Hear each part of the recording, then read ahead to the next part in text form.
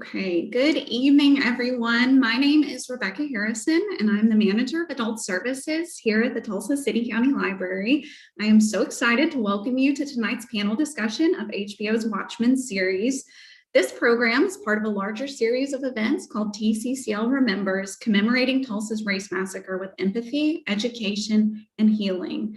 If you have questions for our speakers throughout the program, please feel free to submit those using Zoom's Q&A feature.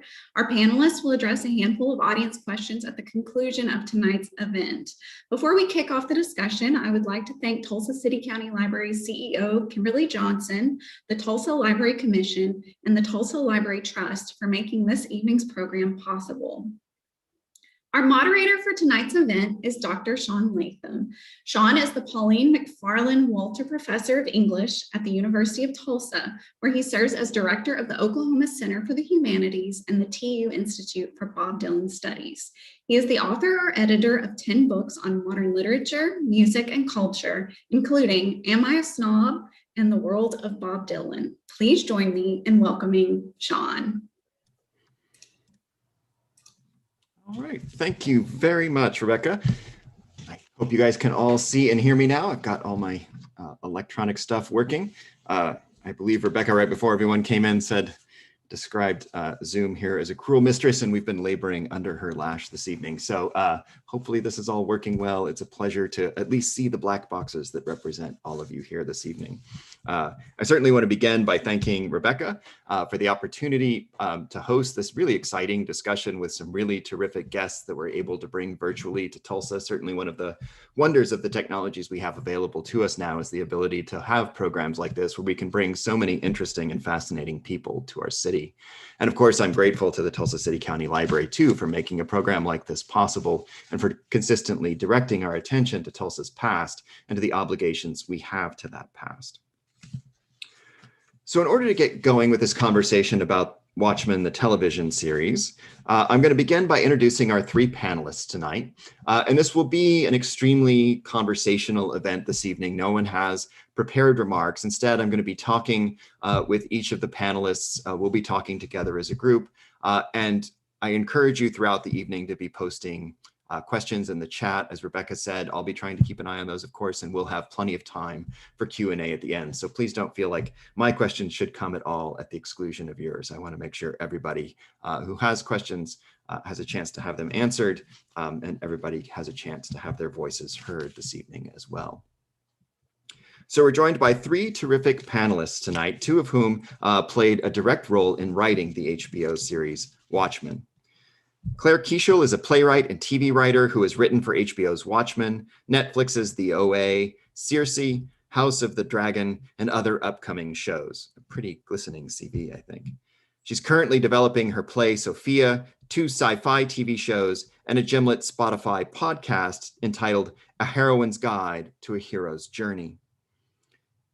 Kiesel enjoys watching and telling stories that feature extensive world building, untold histories, alternative myths, and new approaches to interiority.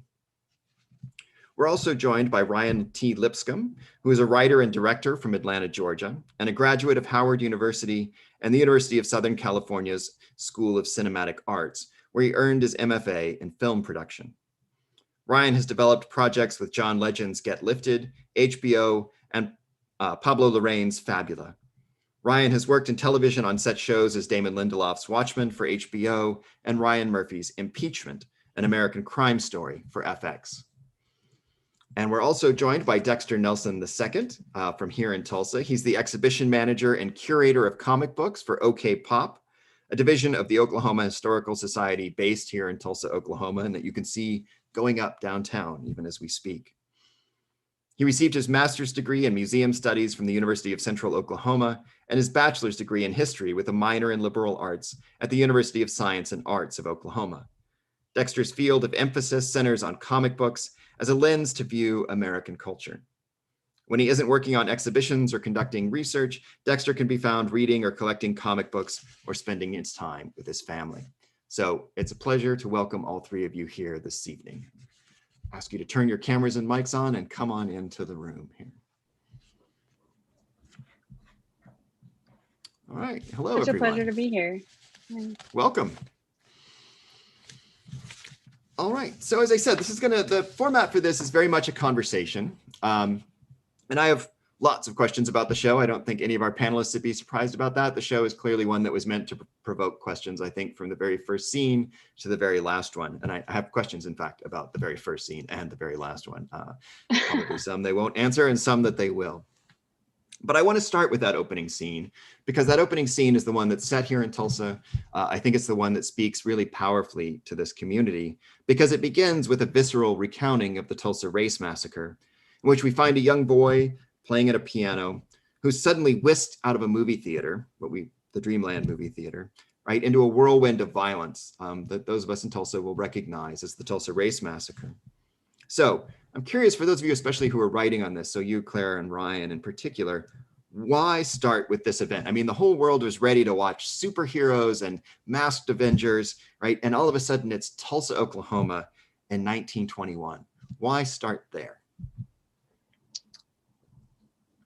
Yeah, I think Ryan and I both can take this question, so maybe we can split it up. But I think this was really some of the inspiration for why Damon Lindelof wanted to do this show, was that he had never heard of the Tulsa race massacre until he read The Case for Reparations by Ta-Nehisi Coates. And so his mind was sort of blown, and he had been looking for a long time of a way into adapting the graphic novel Watchmen. And he is a huge fan of Watchmen and has loved it since he was like 12 years old. So he's just obsessed with it and sort of holds it on this pedestal that he felt like he would be denigrating it if he tried to do a straight adaptation. And he also thought there was already a movie done. So he had kept not saying yes to this project, Watchmen, until there was a reason that he felt like this has to happen. This has to happen now.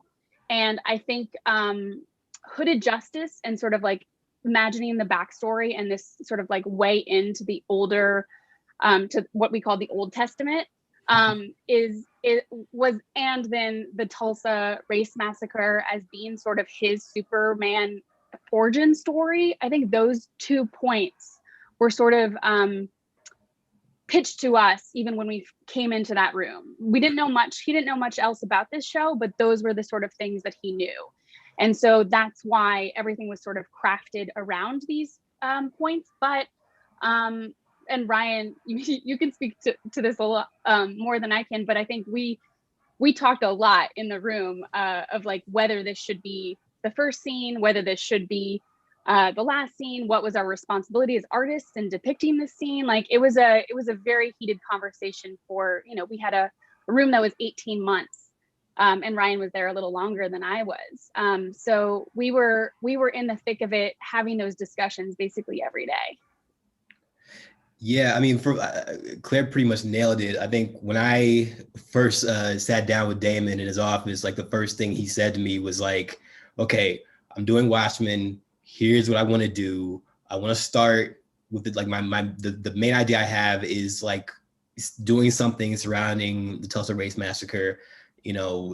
Case reparations really kind of opened his eyes to this thing in history where like he had never heard of it. He didn't know why he had never heard of it. And, he was, a bit upset about that fact, and he asked me like, Ryan, did you know about, Tulsa massacre? I was like, yeah, I know a little bit about that. I've heard about that. And so, yeah, like he kind of like, we started there, that just being like the foundation for what became the show, and it kind of like grew roots and kind of grew from there. So that's really interesting. So Ryan, you had heard a little bit about the race massacre before. I'm just kind of curious what you knew about it, because it was like a suppressed part of Oklahoma history for a long time. We're not the only ones who didn't know about it. It was a deliberately suppressed piece of Oklahoma and American history for nearly a century, for at least for 80 years. So I'm curious how you first learned about it or heard about it, Ryan. Yeah, I mean, it's one of those things in history in terms of just like amongst like Black people.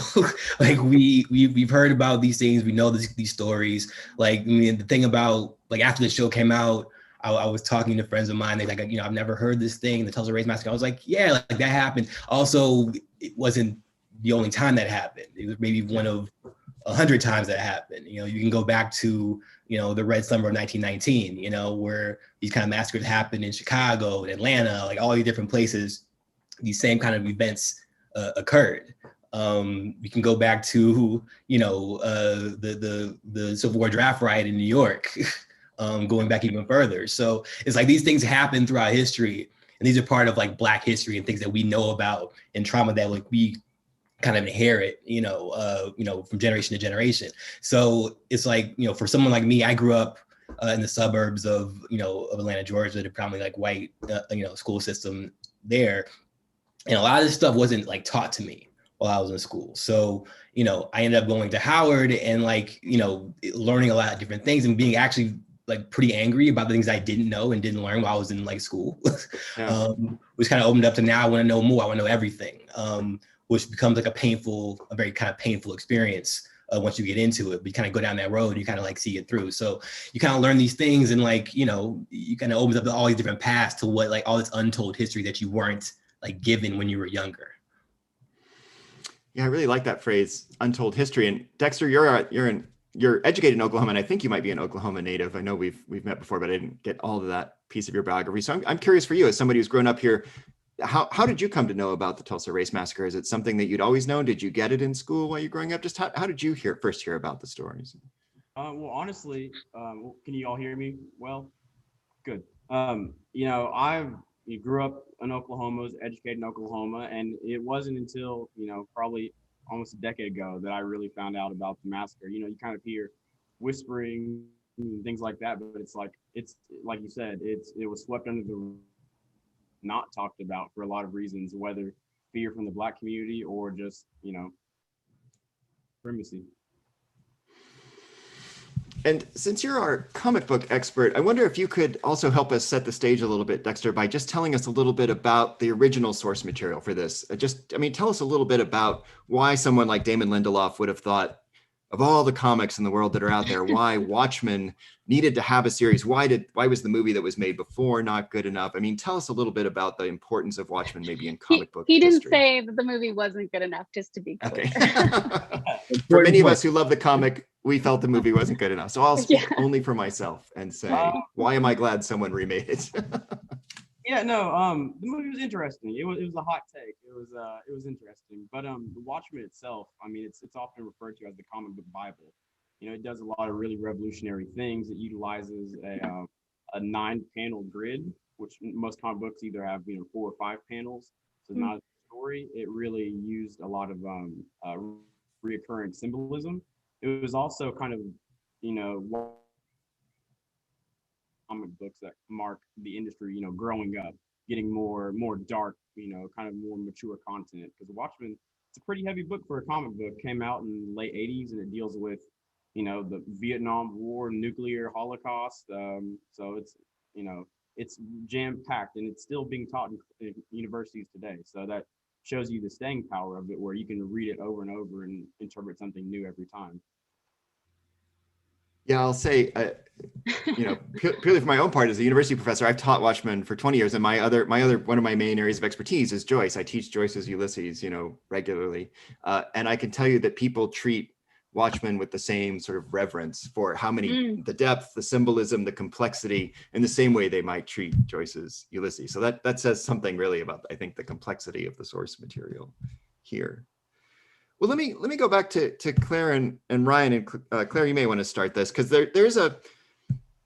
it's not just that you started with the story of the race massacre with the series. It's also that seems to mark the point where our history, real history, diverges from the history of this world that is then constructed. Like that's, often in comic books, there's like a meteor that falls from the sky or something, and that's where these kind of their world diverges from ours. But here you actually made it into a real historical event. So I wonder if you could just say a little bit about the decision that went into that, the thinking that went into that idea that this wasn't just some event in history, but an event that kind of broke history, that it kind of could have forked in a different way, or how you thought about that forking path. Yeah, I have to say that I'm someone that loves history. So it was one of my favorite parts was the weeks that we were able to spend world building. And that's really how we thought about it, is exactly what you said, is basically young Will, when he witnesses what he witnesses in the Tulsa Race Massacre, shapes him, and he goes to become the very first masked vigilante in history. And that's sort of this diverging, take that we sort of decided to build everything else on. And part of that was in the original graphic novel, that is clearly Hooded Justice is the first. These are one thing I think is if you haven't read the graphic novel, it's these aren't superheroes. The only superhero is actually Dr. Manhattan. Dr. Manhattan, everyone makes fun of me for how I say that.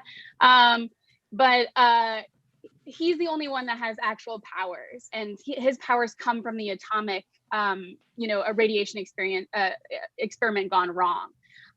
So he's very connected with this sort of atomic age, but everyone else is just a normal person with their own foibles and, sexual strange proclivities, and the outcasts that for some reason decided to put on a mask and become a vigilante. So it's what I always appreciated in Watchmen is that it's about vigilantism. And so why we started that with Will was because if he was going to be Hooded Justice, we had to then see where he was coming from. Why did he put on that hood? Why did he become Hooded Justice in the first place? Where's his history going from? And then how does that choice that he makes to put on that hood and fight crime change the rest of our universe? Because that's also part of what makes the original Watchmen so great, is that it is this little distorted universe in which vigilantes are just part of the normal culture, and Richard Nixon never got had 3 terms and never got found out, and maybe the comedian actually made sure that assassinated Kennedy. Like it takes a lot of liberties with American history, and so we wanted to play into that both before the events of the graphic novel and after. Did that make sense? Yeah, absolutely. I'm curious what you think about that too, Ryan, because part of the history, it seems to me that, might be missing slightly, certainly in the comic book. As you said, the comic book dealt with lots of things like the Vietnam War and maybe Kennedy, Nixon, but the civil rights movement is actually a kind of missing piece of history here. Mm-hmm. So it seems to me to go back and sort of refocus this question around this thing that is pretty fundamental to the American historical experience, from the founding moment, is race, right? Racism and chattel slavery. So I'm curious for you, Ryan, what it was, what it meant to go back and think about this comic book alternative story through that question of race as important as worrying about Nixon or nuclear war, that this is another piece of the story that Watchmen, for whatever reason, it was by British authors, maybe that's it, they just couldn't think about that as a piece of the story, the original Watchmen comic. Yeah, this is the thing that drew me to the project in the first place. Like when I go to David's office, he tells me that he wants to start with Tulsa, and then he also tells me his idea for Hooded Justice. Then immediately I'm thinking about all the possibilities. It's a confession. I actually wasn't. I had not read the graphic novel before I started on the show. Before I met with Damon, I actually when I got the meeting with Damon, I had to go back and I got the graphic novel. I started reading reading the novel really quick, going through it, watching the movie, trying to get familiar with everything. And the thing that really drew me to the original text is just how it immediately jumped out at me that this was it being said in the 80s, written in the 80s. It was a very clear, to me at least, rebuke of right-wing dogma. Mm-hmm. So that in itself really drew me to the material. But then when Damon comes and he says, I want to start with Tulsa, I want to start, I want to make Hooded Justice the first superhero, a Black man, I was that's really, really interesting. Marrying that with this text, that feels very right to me. And so those are things that really drew me to it. And so just talking about in terms of history, we think about the through line, right? And so very much Watchmen is about this through line. So, the alternate history, as Claire said, it starts with the appearance of the first superhero, Hooded Justice, the first mass vigilante, Hooded Justice.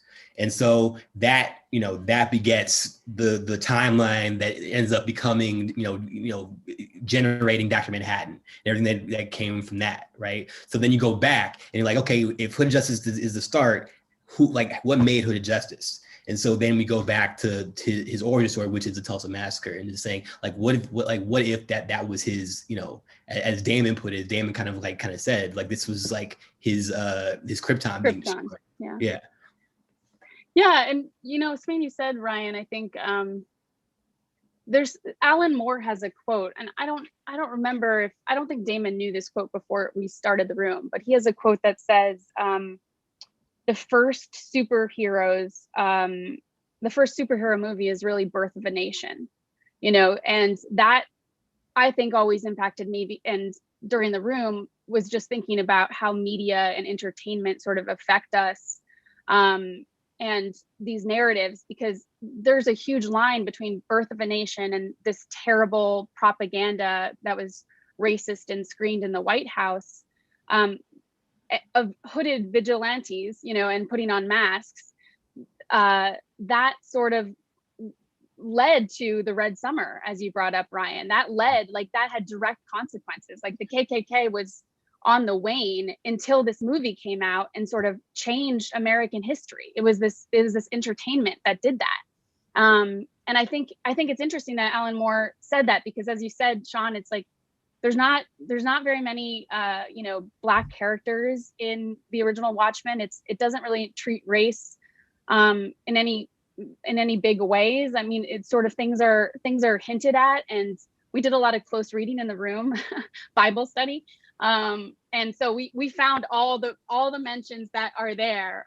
We definitely logged and cataloged, but I just thought that was super interesting that he sort of drew, that's where we get sort of our idea of superheroes, is actually in this American awful racist propaganda, and maybe how he was trying to sort of deconstruct that with his vigilantes, who were all white and thought that they were the heroes of, you know, the world, in the original graphic novel. Well, and just to touch again on what Claire just said about Birth of the Nation, like it's kind of can't stress this enough. Because when Birth of a Nation came out, the Klan had almost just like was pretty much non-existent. The Birth of the Nation came out, and suddenly throughout the course of the 20s, the Ku Klux Klan became a national movement covering the entire country. You know, like it was one of those things where you had a hard time finding people who weren't in the Klan after that point. So you can't stress enough like how influential that movie was to a lot of like racist terrorist act that happened after that. Yeah, no, it's interesting what you're saying about the original Watchmen, because that's something in of itself, that there are only two Black characters in that, and that one of them speaks a really in jive, and then the other one kind of goes crazy, you know. So but I feel like they approach racism in a whole different aspect, where in the original text it's more about, you know, people of Asian descent. It's the whole. Mm-hmm. And to me, that's them addressing racism in there, which maybe seems kind of like a different point that you guys are making, but it's kind of interesting how it's perceived, because you have just, you know, the comedian and Dr. Manhattan just treating Asian Americans just like cannon fodder throughout the entire book. So they definitely deal with racism in multiple levels. Yeah, and it should be mentioned, part of that is why they're Asian Americans is because Vietnam is a 51st state in Watchmen universe. So it becomes a 51st state. So everyone in Vietnam becomes American. And it might be useful actually to take just a minor step back here. Yeah, we're getting in the weeds. No, not at all. But I think Dexter could help us by saying a little bit more about who Moore and Gibbons actually were, and what the British what we mean by the British invasion. Like, why was the Watchmen? How did it change comics? Just maybe you could tell us a little bit about that moment we call the British invasion in comics, and what they did compared to even the comics you've got on the wall behind you, or sort of the some of them are pre-invasion comics. It looks like. So you know, Alan Moore, you know, the great Alan Moore, was the original writer of Watchmen, and Watchmen was cool because he wanted to use some already established characters, and he was told he couldn't because he was going to ruin them. So he came up with his own characters, some old Charlton characters for this. And it's, you know, they're just richer, deeper comic books, you know, like Watchmen deals with rape, or deals with war, just lots of different subject matter than I feel like we're used to in an American audience. We're much more, you know, nuclear family oriented. But the British invasion, to me, it brought a lot of conflict to the medium. And by the British invasion, we mean like Moore was actually British, right? Gibbons, these guys, they were actually these British writers that came and decided, like the Fab Four did to rock and roll. They decided to remake our kind of homegrown medium here in some ways. Was Grant Morrison part of that as well, or who else? Okay, interesting. So I want to maybe spend a little bit of time talking about. Well, I think we're on this topic, so let me ask this. So I want to ask about the role that comic played in the series. So I thought it was interesting because certainly one thing that strikes me about the series and others that I've spoken to about it is you don't have to read the comic. You could walk into the show cold, watch the whole thing, and never have worried that you didn't get it. And that was something I was telling everyone at the time, like, watch this. It doesn't matter if you haven't read the comic or you're in that world. It stands entirely on its own. But you've called it now, I think Claire used the term Bible study, and you know that like it was like this source text for you that sort of undermines everything I said to people. So I'm just kind of curious what role that original material played for you guys in the writer's room. To what degree were you like, yes, it's nice to know this, now move it all aside so we can tell our story? Or did you have to want to keep checking back to the Watchmen to make sure things were consistent? How did that source material work for you? You want to take this, Ryan? Yeah, I think the important thing that like Damon kind of stressed, we were in the room, was that like everything that happened in the original text, we call it the Old Testament, everything that happened in the Old text happened, right? So the same thing where like events beget more events, right? So everything that happened in the original text happened, including the giant squid, you know, like that happened. And so they go like moving forward, the kind of where we started at was, what does this world look like 30 years past the end of the original text, right? So everything that happened in the original text was history, as far as we were concerned. So necessarily for us, it wasn't necessarily pushing the old text aside. It was more about like expanding on it, right? And kind of moving forward.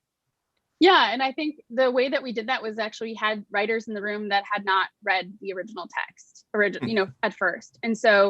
And we also had executives that were sort of a mix of fanboys and people who had no idea what Watchmen was. And I think that was something that was really important to us, was making sure that we were not making an insular kind of narrative that was only for people like us who loved the graphic novel, but actually was expansive, and that it would reward you with little things if you knew the graphic novel. Like there would be pleasure in knowing the previous text, but this sequel did not require you to have required reading, and that felt very important to us. And I think Damon really wanted it just to be entertaining on its own legs. That's so interesting. I especially like referring to it as the Old Testament, even though we started our conversation by you saying you decided to write an older Old Testament, right? Like you wrote the before Genesis, now needed to be the Tulsa. Yeah. It's really interesting. So Watchmen's kind of like the middle piece almost of what you guys ended up producing. It's a bookend for the comic. That's really fascinating. That's a great way to think about it. I've never thought about it like that. Well, that's because there's no Old Testament. we only have one. Well, let me ask about the superhero genre in particular, because it's pretty easy. I think, despite having Dexter here, and despite the fact we've got museums now that are dedicated to comic books, to think about this as juvenile material. It's candy pop culture. It's not really something we should necessarily be taking seriously. And I could easily see a million ways in which the amazing work you guys did could have gone wrong by putting the Tulsa Race Massacre in here and treating it like it's part of a colorized universe or something. So I wonder if you could just both of you tell me, and Dexter, I'd love to hear you chime in here too about the superhero stories in general. Just what is it about superhero stories that you find appealing? What made you want to be excited about writing about superheroes? And what do you think, what kinds of storytelling maybe do they allow you to do that you want to do that you might not be able to do in other kinds of media or genres, I should say? That's a great question. It's so funny because what I love about a lot of, I love superhero stories. I also love like takes on superhero stories. Like I love WandaVision, and I I also love deconstructions of superheroes, because I think part of what I'm hungry for is that I feel like we've been given so much superhero stories. Like, what are the alternate ways of looking at that? And for me, I think the great thing about using something like Watchmen, and what we were able to do is that we were able to use genre as a Trojan horse to talk about what we actually wanted to talk about, and to explore fun things that we wouldn't maybe necessarily have gotten a green light to do without the sort of Watchmen superhero banner. And I think that that's what a lot of what I'm excited about is all this media that's coming out that is doing sort of the same thing, where they're talking about these other issues, but they're using genre as sort of like a fun way that you can, you can be entertained in very specific ways and know the tropes, know the archetypes, but you're also getting these other kind of like more personal stories.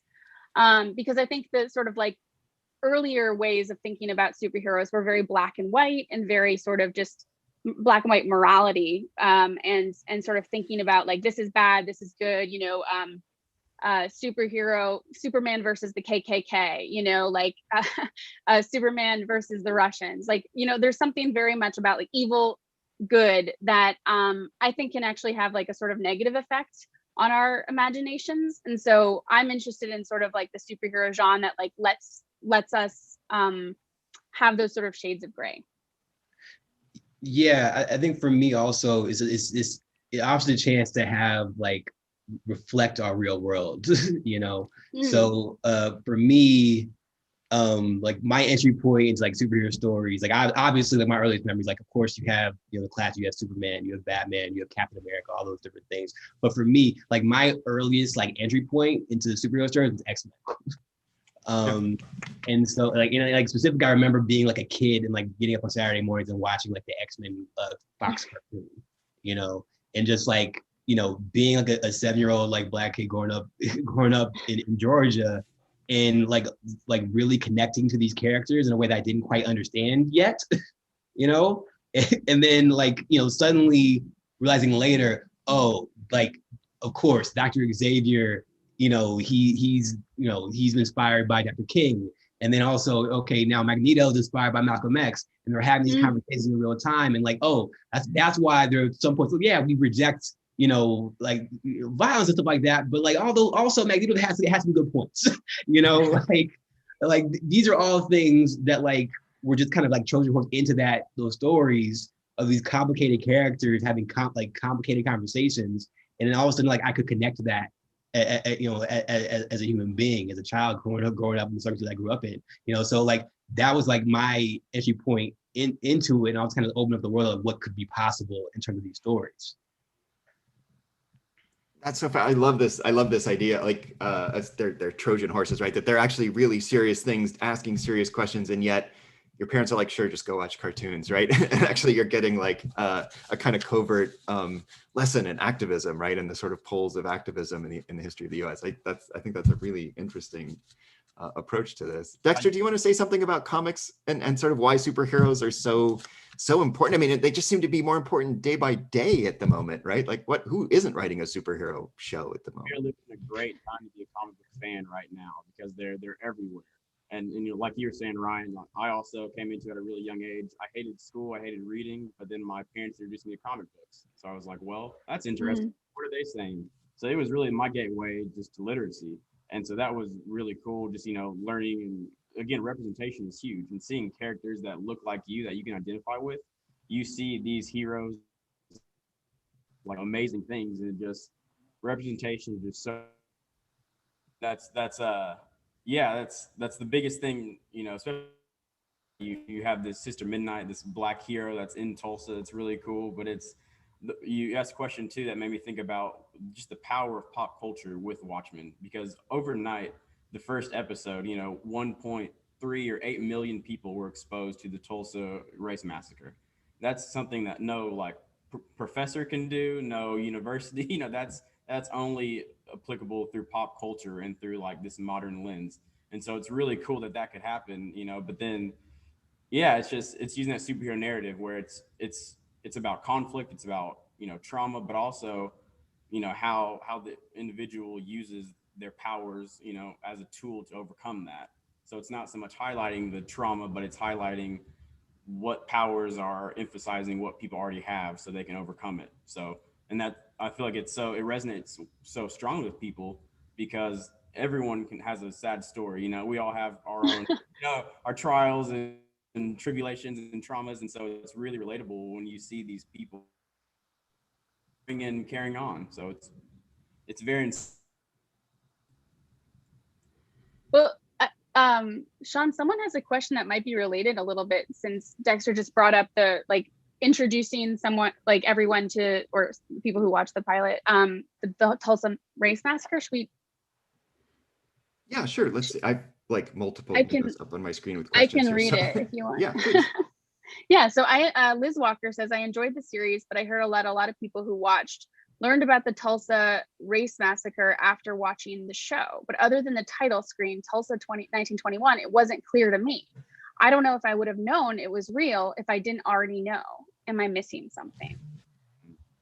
And that's, I'm just drawn to that because I do think that that's actually what happened after that pilot was that people didn't know it was real. They thought we invented it. They thought we invented the planes coming and, blowing up parts of Black Wall Street. And, but it became sort of the most searched it was a hugely searched term after the pilot. So I think some of them did their own research and read about it in newspapers. But it's a good question because I don't know if that was something that we thought about in the room, Ryan, of do we need to actually say this is real? Yeah, I don't think we did. I think it never actually occurred to me. I was because we knew it was real. So it was one of those things where of course, people are gonna learn about this and they'll figure it out. We there's a lot of things that are in the show that we actually took from real history, including in episode 2, the pamphlet that flew down from the plane, the leaflets that kind of fell from the sky. That was actually a real leaflet that they dropped on Black soldiers during World War I. So it's we were taking all these different tidbits from actual history in the same way that we stayed with the same same mandate. The original text happened, but everything that we did that happened that we took from previous history, stuff like that, we're okay, we're gonna do this, but we can't retrofit anything to make it fit. It all has to be able to fit in the text without changing the original text. So for us, it was taking these real events and just kind of injecting them into the makeup of the original thing. Well, and that's just a quick aside. When you have shows like this, it's so interesting because, like you said, the lines get blurred between what's real and what's not. And so, at the Greenwood Cultural Center, on Greenwood, they were getting people calling about, testing their DNA and things like that. So it's some people didn't know. No, really? Massacre, yeah. So it's interesting how good that the message was out and more people knew about it. But it's interesting to see how the information kind of hit a point, kind of dissipated, where it's were people really knowing about it, or so it's kind of interesting how that information storm just kind of hit. That's fascinating. You mentioned Ta-Nehisi Coates early on, and so I want to actually follow up on that a little bit because one of the really interesting speculative choices that you made in the fiction is what Dexter's describing, this idea that you're going to go and test your DNA. And the reason you get your DNA tested in part is to see if you qualify for reparations, because the survivors of the massacre in the show get reparations, and it creates this thriving Black middle class in Tulsa, as well as a kind of angry racist counterculture, right? That's an equally important part of the show. But I can't help but ask how you guys settled on that idea, how you decided to work it into the story. And I have to ask about your own sort of feelings about reparations as well. So Claire, I don't know, do you want to start with this, just kind of how it made it into the story, the idea of reparations? Yeah, I think because it was such a foundational text for our room that it was something that we really spent weeks talking about. And what was great about the Watchmen room was that we had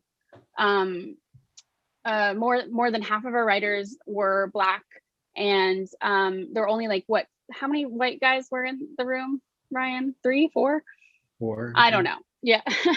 But like everyone had each person, all 10 of us had completely different ideas about it. There wasn't like, oh, these people think this way, this people think this way, Damon thinks this way, this generation thinks this way. Like everyone had a very nuanced, I think, idea about it, even if that's, and all of us, I think, evolved during these weeks of research and these weeks of like passionate discussion.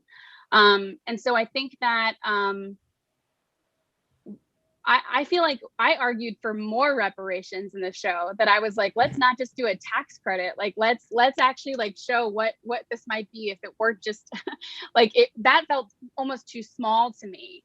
But I think that from those discussions, it also felt like other things felt too big, or felt like, would the audience believe that? I think that it's also important to note that we like wrote this starting in 2018, 2019. The conversation nationally has changed about reparations. If we were writing this today, I think people like would be more open to, I just think in general, America is ready for this reparations conversation. Like Evanston, Illinois has just instituted the first reparations program in the country, and they did it with a community-led program in which they together decided what's the most important thing. It's that we were denied home ownership, and so we're going to have a housing credit for the families that were sort of denied that access to build generational wealth through home ownership, and have a credit.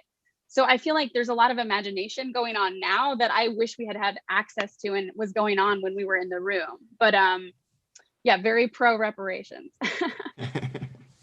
Yeah, it's very important. Like we spent like a solid Month. like 6 weeks just on this question of reparations, and how does it look, how does it work in our world, and like we kind of start from the standpoint of like, okay, in the foundational text, like it's the part of the plot dynamics that surrounds like the idea that Ronald Reagan was president for 30 years. Nixon was president for 30 years. Yeah. Nixon was president for 30 years. And then, so like towards the end of the graphic novel, there's like a hint that maybe Robert Redford is gonna run for president. And so we said, okay, if Nixon has abolished term limits at this point, Robert Redford's gonna run for president, we simply said, okay, he's abolished term limits, Robert Redford is president. We start out with the idea that politics are a pendulum. That was one of the things that that was brought up in my first conversation with Damon. Politics are a pendulum. We talked about a lot in the room, how what one era of especially the US politics gets a new era, that swings in a completely opposite direction. So we were like, okay, we had 30 years of Nixon, now we're gonna go 30 years of Redford. And what does that look like? So if Redford's president for 30 years, maybe he does something where he's like, okay, we're gonna try to institute reparations and see how to do it. Yeah, I think just correct me if I'm wrong, Ryan. Didn't we based it when the Redfordations, which is the nickname like Obamacare that people give it to, reparations, but I think we based it on a case that maybe Jesse Jackson brought in 2003 about Tulsa reparations, and maybe it was also a national case, but Sharpton. Well, yeah, Sharpton did the national one, and so then we decided okay, if that happened, then what was going to happen? Then if Redford said, okay, let's do it, that basically from 2003 was when we were going to implement Redfordations. Yeah, and I think we also will be kind of, I'm trying to remember what we settled. So I think what we ended up getting to was that we couldn't institute the national program, right? So it was more like a pilot program that was happening in Tulsa, right? And so that's where we landed on. And it's funny you mentioned just the idea of what this conversation would be like if we were writing the show now. I did a panel with some NYU and LA students, film students, and one of the students asked me this thing with how would things change? You're writing this show now. I honestly didn't have an answer for them because it was just I think yeah, it's almost too hard for me to fathom, you know, like just from the standpoint of like, I think we had a luxury of this, a lot of these issues that are now like been brought to the forefront so prominently by George Floyd and stuff like that, that a lot of other people have been like, screaming about for a long time, but it almost like it almost puts too much pressure on us for trying to write the show from that standpoint, because everybody, like, people are expecting us to say something profound about all these different things instead of like just people kind of living in a story and kind of like being incepted by some of these ideas. I don't know, Claire, what do you think about that? I mean, I think we had also some of our fiercest arguments about the role of police in our show. So I think those conversations would have also probably been different, or we would have had, like, I think, the ways in which we were like, okay, well, we want to make sure that we also read them as heroes. I mean, as anti-heroes, that they're also complicit, and these police are lovable and we love them, and but they're also kind of breaking a lot of constitutional rights and not doing it, following any due process, and but what I learned from watching the show is that I'm like, well, it's just badass when Regina King is like beating up a white supremacist. Like, you can't, like, that image is actually, as you said, Dexter, it's like it actually infects you, where you're like, well, whatever she wants, she doesn't want rules, like, that's fine. And so I think what's been interesting in 2020 is just how much more prominently we've been having these national discussions about how policing is represented on television, and of how the sort of like rogue policeman who doesn't follow the rules is this sort of archetype in our television that actually lets these real rogue policemen off the hook. And I mean, I thought that was really interesting. I always thought, like, if there's a second season, like, I want to have like Regina King as like Dr. Manhattan type powers, but she's also kind of fucked up and like maybe bad. I don't think anyone else wanted that, but that's an interesting point, because like in the show, it's like there are reparations for African Americans, then there are white supremacists who don't like them, then there are police who protect the Black people, and the police become targets. So it's like it's a sympathetic angle towards the police, which I feel like would be harder to do now than it was previously. And just throwing my personal opinion, I'm definitely a fan of reparations. I feel like they should come, like you said, in various forms, whether that's student debt relief or tax credit or housing credits. But in Watchmen, this kind of plagued me the whole time I was watching it, like, because in the real history of Greenwood, it was destroyed and then it was rebuilt, and then it was really urban renewal and just the highway being put in that finally destroyed Greenwood after it built itself up again a second time. So how does the rebuilding of Greenwood factor into the Watchmen kind of history? Because they don't really touch on that, but you would assume that something happened there, right? When was the highway put? It was when was the highway put in? In the what? 60s. The 60s. I don't know if we had that many conversations about the details. I think I had this idea that either the highway hadn't been put in, or that they demolished it and put it back on the original site, because that was sort of like what we knew that there was, that might not work completely geographically with what exists right now. But I think that was really important for the show, that it sort of was that same place. But it's a good question. I'm sorry it plagued you. Well, that's all right. Well, and definitely, just like you said too about the police officers being, they're not following police procedure, roughing up people, where it's like, it's cool to see, but like, you'd hate to be on the other end of that nightstick or whatever. So it's kind of like, who is the hero in the show, and it's.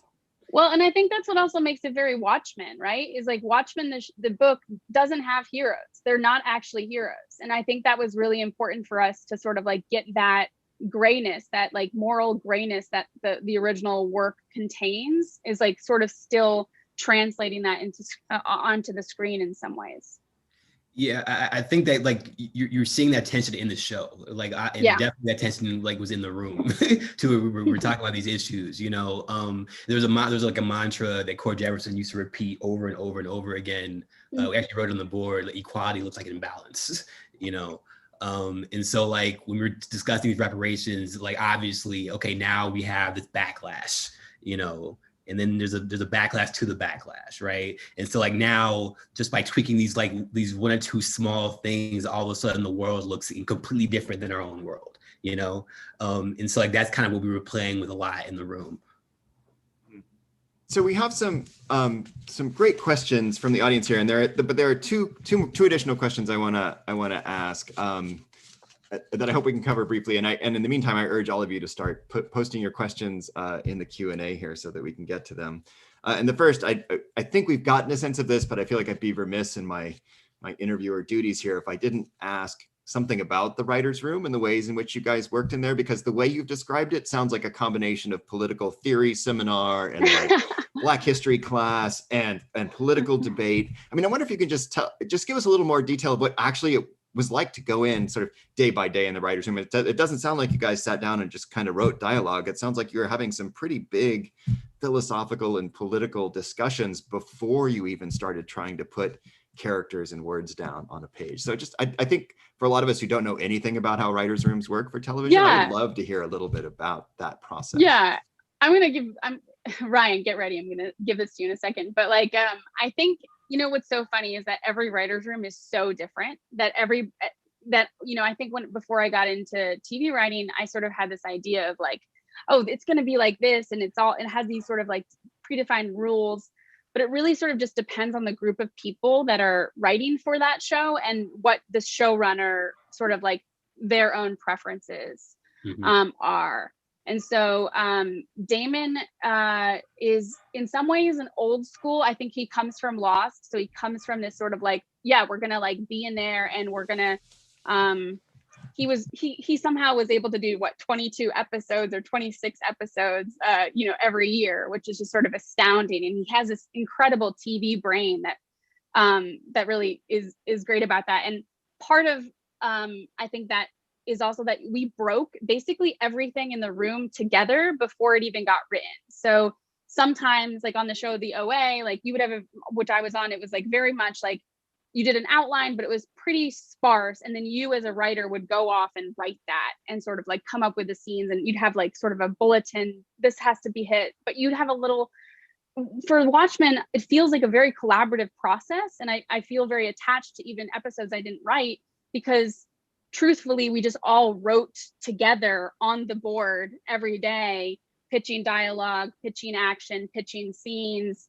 And then Ryan would somehow finagle that into this like master document, which then would be, crafted into an outline and a script. But it did have a lot of discussion before we even started. Like we had 10 weeks of just world building before we even touched any kind of writing, or like we just had to sort of invent the characters, the world, what we were doing for the pilot. And that took us 10 weeks at least before we did any other kind of writing.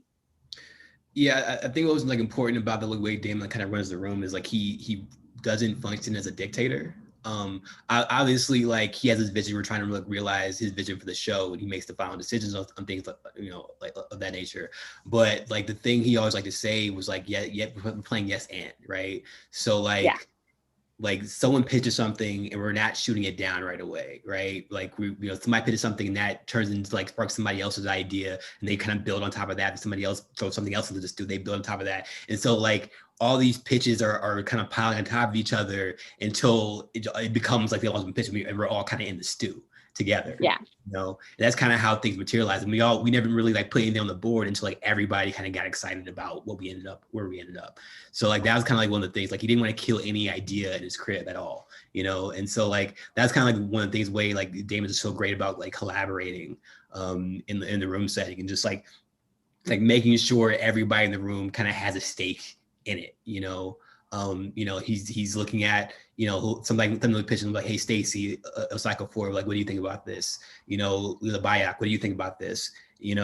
Like Claire, what do you think about this? Corey, what do you think about, like everybody kind of puts their kind of stamp on everything, and then tries to shape it and kind of figure out like, okay, how we can do this, we can do that. And then all of a sudden we end up with what we end up with the show becomes like this kind of crazy thing. But yeah, it's kind of how it works. It's like there's so many things that are in the show that like I don't remember who pitched it. Well, sometimes you would just, someone would say it, and like whether it was you or someone else, you were like, yes, we got it. Like it had that, like those moments of victory. And I think also like just like Damon was very willing to listen, because a lot of this he did not know and was new to. So I think part of it was also like, how do we listen to each other and teach each other from our own personal experiences and what we know, so that we're all sort of developing this like group collective vocabulary. And so that was also part of where that time came in. Well, and Dexter, let me ask you this, because as I listened to Claire and Ryan talk, I mean, it sounds like one of the strengths of the show, and one of the things that made the show so rich and interesting, is that it was a collaborative undertaking, right? That you needed a writer's room. It wasn't just one guy's vision. And comics are kind of foundationally a collaborative medium, right? There's always an artist and a colorist, or maybe not always a colorist, but there's certainly an artist and a writer. I wonder if you can just tell us a little bit about that piece of it, about how comic book collaborators actually work together, how comic books actually get made. Because sometimes I think we tend to think of them just as novels rather than as the kind of collaborative thing that we've heard about so far this evening. Yeah, well, I've read a lot of comics. I haven't created my own comic book, but from what I do know about the industry, it's, you know, like I said, it's a team effort for sure. It's a writer, it's an artist, there's an inker, there's a whole team that come together. And, you know, these characters behind me, you know, they were created, you know, not just one person, no, this is my idea. It's a team of people throwing out different ideas, what sticks and what doesn't. And so, like I said, it's very much all collaborative work. And sometimes that appreciation gets lost when we have, you know, the final product. We just, you know, read it, forget that it's actually, you know, and there's a whole production team involved with it. And so it's kind of interesting, especially with the Watchmen, some of the back matter. I feel like you get a sense of like, you know, maybe some of into the Alan Moore's mind a little bit, as scary as that might sound, reading some of that stuff. So it's definitely a treat. And am I remembering correctly, Claire and Ryan, that there's actually like a Wikipedia, or a kind of wiki of the notes from your writing room, I think, that I saw somewhere, that like they built a kind of Bible of the show, so that if we wanted to go figure out like exactly what those reparations. Oh, do you mean were? PDpedia? Is that what you mean? Yeah.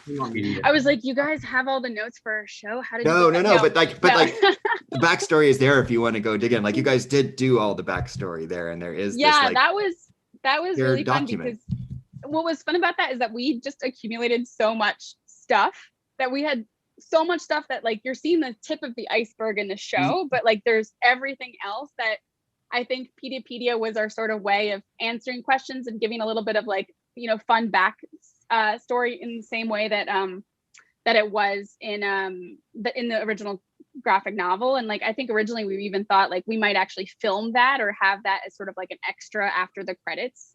We might do like a little, you know, nostalgia commercial or something like that, but just time limits, we didn't have time to do that. So it became this sort of like document that has sort of lots of Easter eggs, and you can find out that John Grisham was one of our Supreme Court justices. Like it has those little weird things if you are really hungry for more Watchmen lore. Yeah, this was Damon's way of kind of connecting to like the original graphic novel. Just like, you know, like when I was first reading Watchmen, like the thing that I actually like loved the most, like the little ancillary materials between each issue, you know, that kind of gave you like deeper background about all the characters and stuff like that, and the history of each of these characters. So it was like just like one of those things where like we were just creating like all these other like little things that people could go find that would like fill in blanks for them if they want to go look for it, you know. So that's what that was about. Awesome. Well, we have, as I said, a terrific collection here of questions from the audience. So I'm gonna go ahead and take us through some of these and try to. I'll just read them here for us. And if I misunderstand the question, or if we haven't covered the point well enough, I hope you'll chime in again to make sure that we're answering the question fully for you. So I want to start with this one. It's by an anonymous attendee, so I don't know who this is, who asked about Lady True's character, whom we have not talked about at all so far. She's an interesting counterpoint to the way in which the Vietnamese are treated in the original Watchmen, in a similar way to how the civil rights movement wasn't really present in the original. So can you tell us some about Lady True and how she got integrated into the story, the role she plays, and so on? Yeah, I think Lady True came from I think our belief as a room that we really also wanted a really amazing kind of Veidt-like character. And Veidt is this character in Watchmen who's played by Jeremy Irons in our in our show. It's Ozymandias, and he is sort of this brilliant genius who has the whole, like, he has the big idea if he's going to invent a, you know, interdimensional squid and drop it on New York City. Like he's full of big plans. And so we really wanted to sort of play into the genre of that kind of comic book evil, not really evil, maybe actually has lots of good reasons to do what she does. I'm a Lady True lover. You know, she's brilliant, and she turns out, spoiler alert, to be Vight's daughter, and that her mother worked at his Antarctica abode and stole the seeds. And I don't think Ozymandias has ever had sex, but she impregnates herself and then gives birth to this Lady True character. And Lady True is named after a folk Vietnamese hero, Lady True, who was known as this incredible war hero and queen who rode elephants and could fight you know, lions. And so she herself is sort of crafting a persona. And I think I don't think we in this season really got into maybe all of her you know, like where she's coming from or what her feelings are about American colonialism and like the appropriation of Vietnam as a territory, but that was sort of like in the mix of what we were all talking about with Lady True. And so that's that felt exciting for us. And then Hong Chow came in, and she just like was so amazing that we were just like, whatever she wants, she can do. Yeah, I think with Lady True, that's one of those things too, where it's like we wish we had like 10 more episodes, so we can kind of dive into like all her backstory, and then everything, you know, like Vietnamese is such like a kind of like background character to both like the original text and to our show, like have like Angela growing up in Vietnam and stuff like that. So it's just one of those things where, you know, we just didn't have enough time in the show to kind of like do everything we wanted to do with that character. And it was one of those things like we all love Lady True too. So it was one of those things like, man, like we wish we just had more like runway. Yeah. And the episode that I wrote with Stacey Osei for was also just really fun because it actually was about Lady True talking to Angela, and they actually, and like what kind of backgrounds, and the fact that they could both speak Vietnamese, like that was very fun as a way to sort of like get these two powerhouse women in a room together. Yeah, she's one of my favorite characters too in the show, and I think what's so interesting is how she goes out, how she dies with her. It's very Shakespearean with her dad, you know, killing her with the squid. But it's kind of interesting how, you know, it makes me think like, one, I wish Sister Midnight, you know, would have gotten her. So to me, I'm always like, is that more like white saviorism as opposed to like black excellence, like Sister Night not being the one to kind of, you know, take out Vite or Lady True? Hey, I think you have a point. Points were made. Interesting point.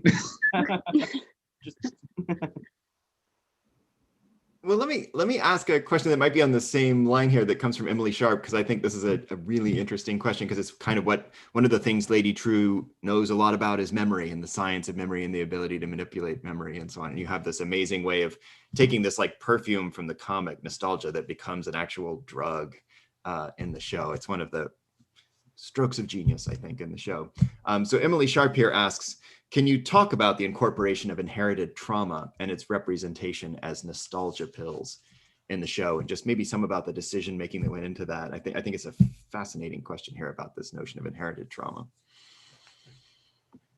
Yeah, so the thing that like we kind of like came up over and over again within the construct of the show was just like, if we're starting with Tulsa 21, where this whole like Watchmen itself is so like entwined with a history, entwined history. And if we're talking about Black people's experience in America, like obviously that conversation is going to surround like generational trauma, right? How like America itself, the way you know, inequality and Jim Crow and slavery and all these different things have reverberated like throughout history, and how it affects the people, you know, from generation to generation, how it's still like, you know, you know, things that happened during slavery is still so prevalent today. You can see the threads very clearly, you know? So there's one of those things where like, when it comes to like Angela, like just even the standpoint of like Angela not knowing, her lineage, like who her family was, right? That's a very African American thing, about like being cut off from family ties, being cut off from history, being cut off from like who you are and like, where you came from, all these different things, right? It's a very like, there's a very like essential part of like African American experience. And so like for us, it was just this notion of like kind of playing with that and kind of like just threading that throughout the entire show. Cause it was like, the question like we kept coming back to, okay, we started with Tulsa 21. What does that mean?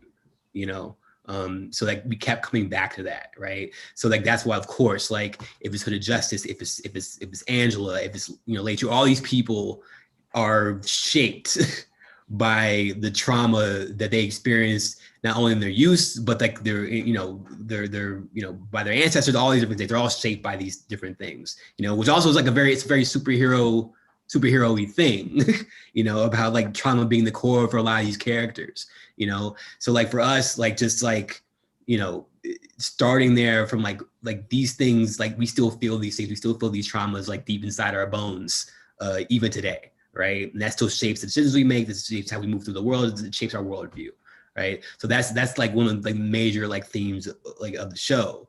And I think it's like very like evident just even in This Extraordinary Being, the episode 6, where it's just like that's what that episode is like very much touching on. And that was we felt like that device was a really great way to make Angela's character able to experience, like she has an answer to the feelings that she's never been able to express growing up, and growing up in an orphanage and not knowing her lineage. And also a way for her to know what her grandfather's experience was so that she can empathize and understand why he's done the things he's done. Mm. And there's tension too, like between like remembering and forgetting, right? So like you'll see this all the time amongst like discussions amongst Black people, whatever, in terms of just like certain media, so like certain shows and movies, films are coming out that kind of depict, history and trauma against Black people and stuff like that, where there's a lot of people who say, I don't want to see that, I don't want to like revisit that stuff, right? And there are other people on the opposite end of that spectrum who are like, we need to remember these things if we're going to move forward. Like there's like as we started the discussion, we talked about like unknown history that was not taught, history that was tried to be erased, all these different things. If we don't know these things, we can't correct these things, right? So that's like one of those threads that's like super important to like, not only in the world of Watchmen, but also in our real world that we're living and experiencing right now. I literally keep the Lincoln Thousand Pills like right here on my desk. Like That's the original bottle, by the way. Original bottle. That's amazing. Well, this is since we're talking about superheroes, we actually have a question from a librarian who we have to all acknowledge are in fact superheroes. I love this question. He wants to know what were any of the other texts used extensively in the writer's room aside from the case for reparations. So do you remember what else might have been sitting up there on the shelves that you guys would pull down and argue over? Yeah, I mean, I think besides the case for reparations, I think that we were really influenced by The Burning, which is, Tim Madigan, which is all about the Tulsa race massacre. That's where we found that letter that Ryan talks about in episode 2. That's like the German propaganda that they dropped for the African-American soldiers. That's where we got all the details and other sources, but that was sort of like the foundational text that we used to actually recreate that first scene in the pilot. We used, I feel like we used a lot of things that I don't know if they're again in the show that much. If you watch, they're sort of like subtler, but if you watch episode 6, you'll know that the police chief is named Sam Bass, and that was the first Black lieutenant in New York City. And we read a book about him. And we also read about Sam Reeves, which I think was called so Black's Gun, Silver Star, Samuel Battle, Lieutenant Battle was his name, and the Shattering of the Color Line. What else do you remember anything else? I mean, I think we talked about stuff. I don't know if it was, you know, Birth of a Nation was not something we watched in the show, but we definitely, there were some like, what's that terrible white supremacist book that we like used for Rorschach? Do you remember, Ryan? Oh, I don't remember. I don't remember, but that was a book I wish I hadn't read. Yeah. And then, yeah, I think it was also like A Nation Under Our Feet. That was about the Great Migration, Between the World and Me, which is also, we went to a book event with Ta-Nehisi Coates, The New Jim Crow. That was kind of, those were kind of like our foundational texts that we mentioned, but I don't think we all read all of those. That was just like some people read some of them and some people brought in things. And then otherwise it was just the graphic novel. Yeah, I mean, there's like a bunch of different things that we kind of, you read and kind of we brought those things in like kind of into the mix. Like, you know, it's like I was read like a lot of Baldwin, a lot of James Baldwin, right? That was kind of very, you know, kind of foundational into what we were, some of the things we were talking about, like, you know, W.B. Du Bois, like, you know, he was, you know, inspirational. I remember at one point, you know, I sent the battle royale scene from Invisible Man to everybody. Invisible Man, that was one too. Yeah. From Ralph Ellison. Just, you know, just as a you know, just to read and revisit. You know, I know I read a great book on the Klan in the 1920s. In the mix of work on this show. You know. So like a lot of these like things kind of like were read by individually and kind of as a group, and we kind of just like we kind of brought our own kind of knowledge bases into the ether of the show. Did anybody read the like actual like commission report on the race massacre that came out in early 2000s? Is that part of the material as well? Yeah, we read a lot of those documents and survivors' testimonies, and the stuff that was, you're talking about stuff that was done like 2003 or something like that. Yeah. Yeah, we didn't do that as a room, but definitely for the recreation, and also just in terms of like Will's experience and like what kind of things he would still be thinking about, and also like what kind of world he came from. And that's where like we got the Dreamland Theater, you know, and his father OB is based on a man named OB Mann, who was a real war veteran who had that propaganda in his pocket. And Dexter, as long as we're recommending books, would you want to say anything about a couple of comic books that you think, if you liked the world of the Watchmen, either the comic or the show, like things, if you're like, oh, there's a whole world of stories out here I should be knowing, how would you direct us to go start maybe familiarizing ourselves with interesting things to pick off the comic? Yeah, for sure. There's a series in particular called Bitter Root. It's by Image Comics. It one of the characters is actually a survivor of the massacre, and it mentions some of the all-black towns in Oklahoma, like Boley. So there's that one right off the bat, really great one. Yeah, Luke Cage for sure. Back there. But yeah, there are tons of good books now, especially, you know, it's a really diverse time right now where minority characters are really kind of more at the forefront. So yeah, just takes walking into your local comic book store and asking around. And there was even a feature I saw last week in the New York Times that's all about Black superheroes that was really extensive and had a bunch of different articles and recommendations and interviews. So I also would encourage people to check that out. And just following up on my theme that his librarians are superheroes, I should note that in the chat, as everyone's been mentioning the titles, Rebecca's been putting links to all of this material so that you can go to the library and check out some of these books that are being described and read them while if they pique your interest. Well, our time's running short. I do want to get in just a couple of more questions. Carissa Kellerby asked one of the very first ones, so I want to make sure that we make sure we get to this. And Carissa writes, I've heard Alan Moore is not exactly fond of adaptations of his work. So was that intimidating? And did it affect how you approached writing a story built within the world he's created? Did you have a sense of him looming over you, or? I think Damon did. I think Damon definitely did. And that was something partly, I think, why it took so long for him to say yes to a show based on Watchmen, because of his reverence for Alan Moore.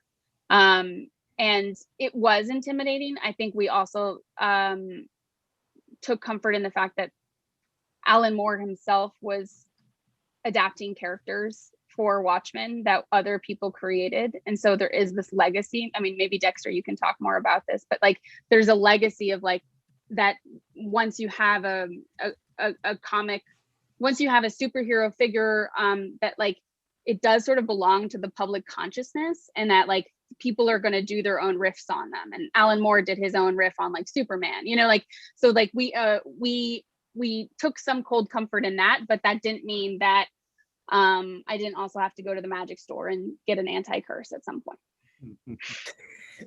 Yeah, I mean, I don't know if everybody remembers, like there was a letter that Damon posted to his Instagram, like while we were writing this show, and he kind of referred to like this version of Watchmen as his remix of the show, which I always loved because, you know, I come from hip hop, right? So like, you know, there's always a good moment in hip hop where like, you know, a really great song comes out with a great beat comes out, and then like people love that beat, so like a bunch of other different rappers like jump on that same beat and just see like, here's what I can do with this, right?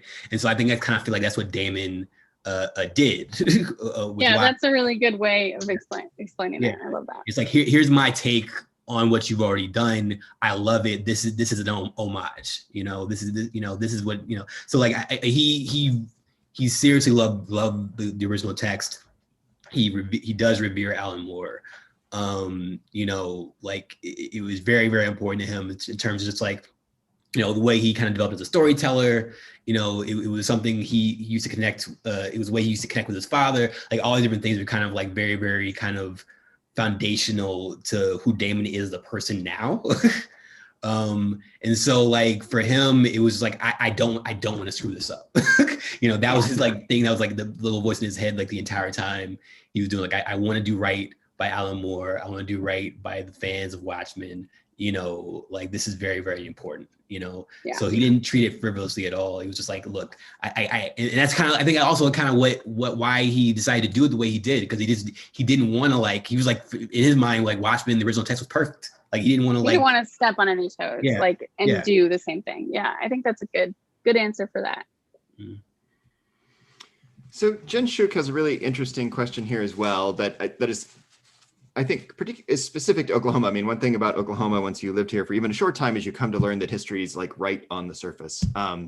That all of the layers and complexities of American history are just sort of right there. We have transported tribes and indigenous tribes. We have the legacy of the race massacre. We have the all Black towns that Dexter referred to, right? We have the Oklahoma land run as both celebration and colonialist enterprise. So she asks, I think, a really interesting question that I'm curious if it filtered into the writing room here. She asks what discussions you might have had around questions of indigeneity, given Oklahoma's history and the backstory of the musical and the reality of people who live in Tulsa today. I keep wanting indigenous people to show up. Was that something that appeared in the writing room for you? Absolutely. I do you remember what one of our superheroes was? I don't remember. We really originally wanted there was not one of our superheroes, but one of our masked cops. We wanted her to be indigenous and from like the Osage tribe,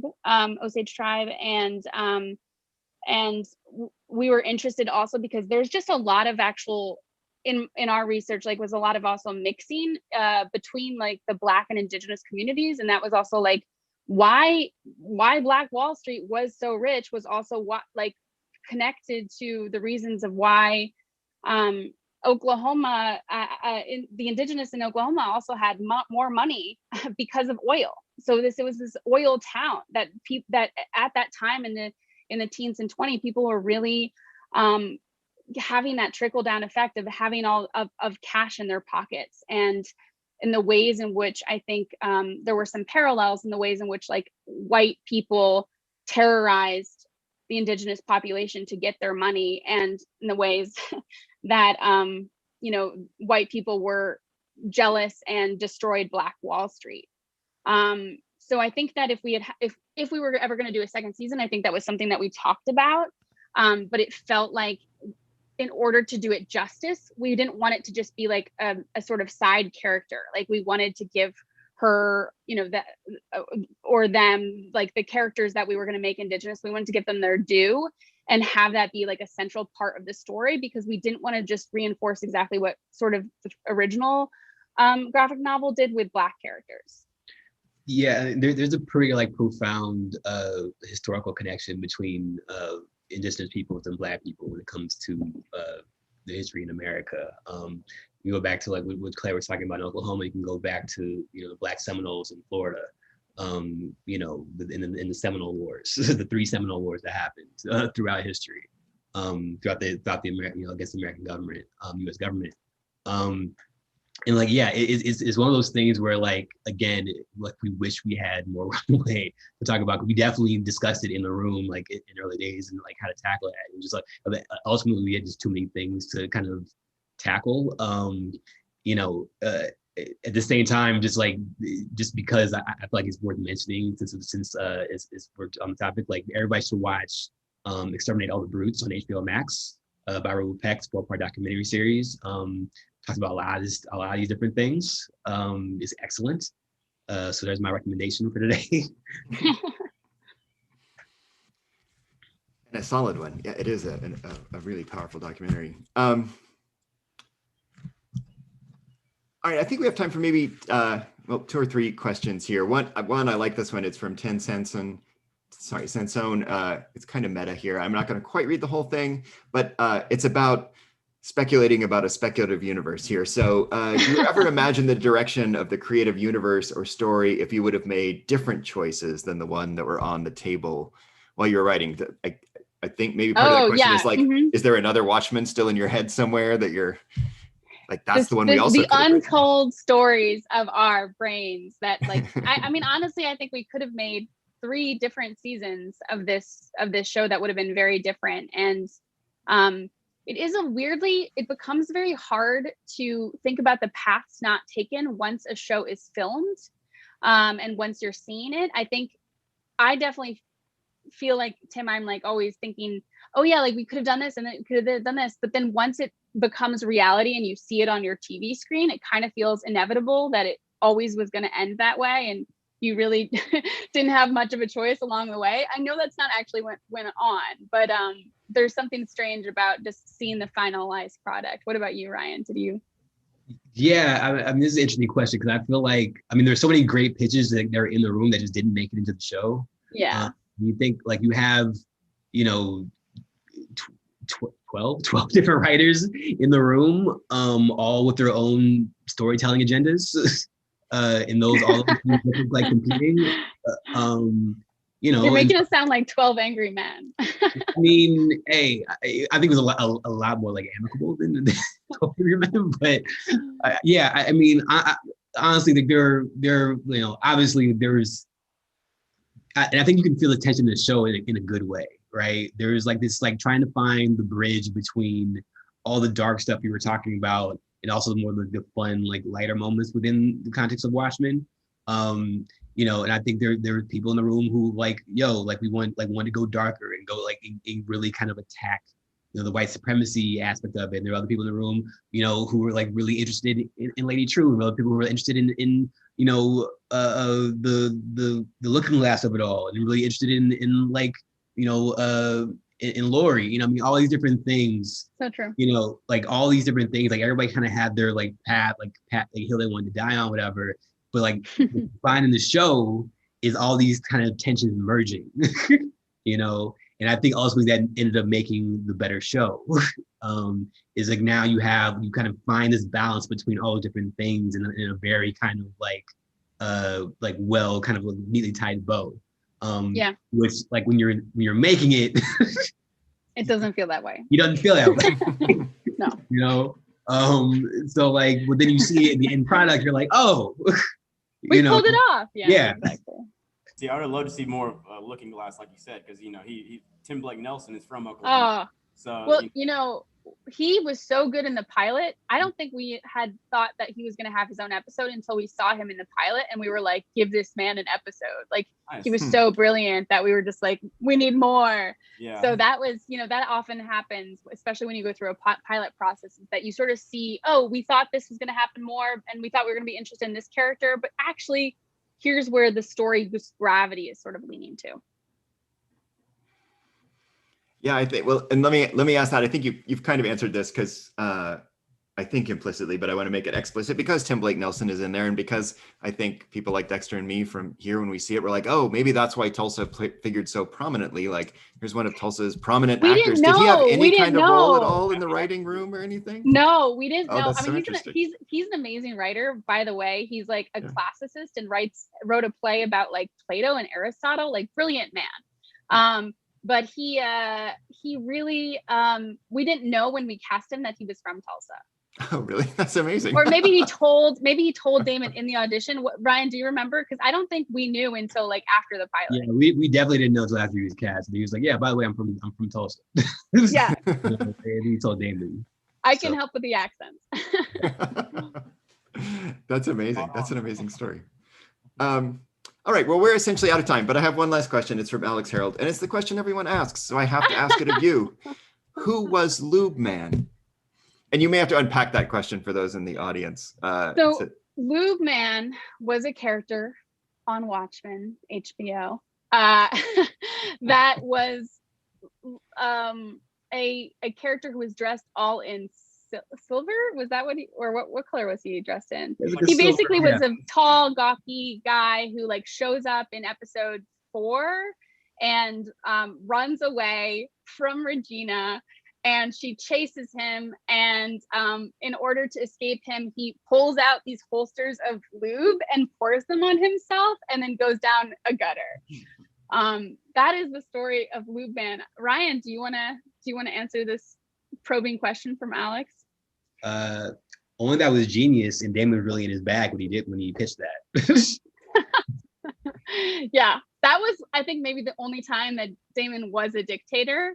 Was we were like, what, Lube Man? And he's like, trust me. And it turned out he was correct. I think they mentioned some of that in the Watchmen wiki you were talking about earlier. I think they kind of allude little breadcrumbs to who that is. So I think we have theories about who Lube Man is. We can neither confirm nor deny, but he does have a resemblance to Agent Petey. Yeah. We need an entire secret show that we can do. Just about the origins. Yeah, that's the web story series. I think the guy Dustin who plays Petey would be more than happy. He loves playing Lube Man.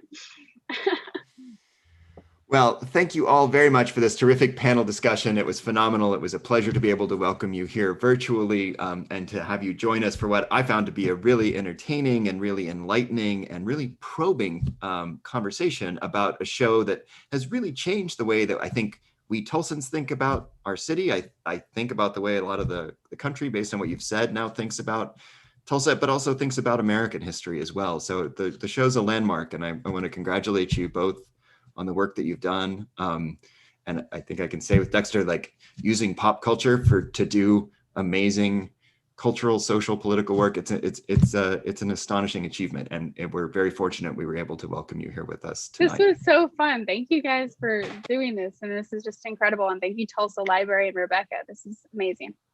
Thank you all. Thank you. And thank you, Dexter. Come to OK Pop, which is slowly taking shape. Yes. 2022. Amazing. Phenomenal. Congratulations. And yes, thank you to Rebecca in the library. She's asked me to sign off on behalf of all of them. So the library does thank you. I can never say enough good about all the good librarians do in the world and how important libraries are as institutions. So thank you to them, especially for making this happen tonight.